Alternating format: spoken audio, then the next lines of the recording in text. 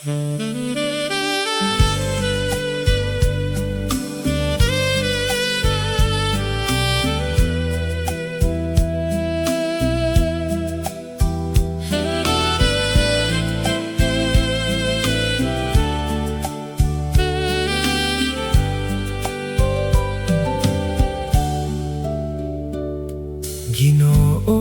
aniya ako gikapoy ug ngaluya.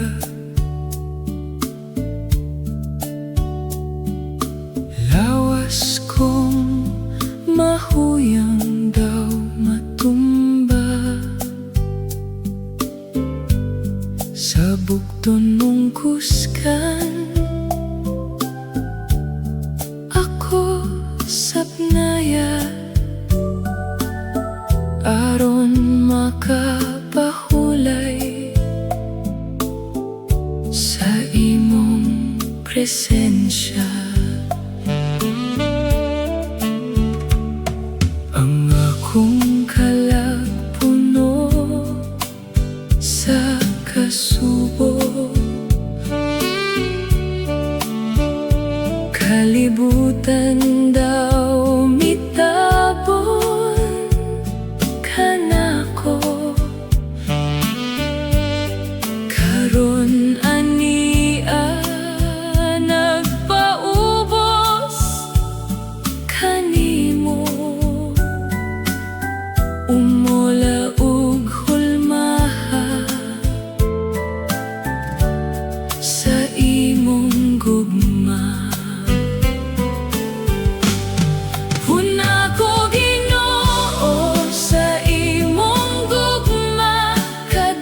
Sa pagdayeg ug pagsimba, lawas kalag ug espiritu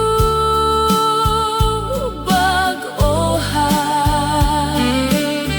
Mga panghayhay mahanaw na kay kinabuhi ko.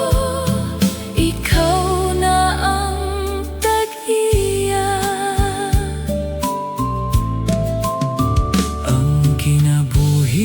Ko nangandoy kanimo, dili ko gusto nga mahilayo pa kanimo. Dagko ti sa bala ang kalayo ang kalag ko. Bag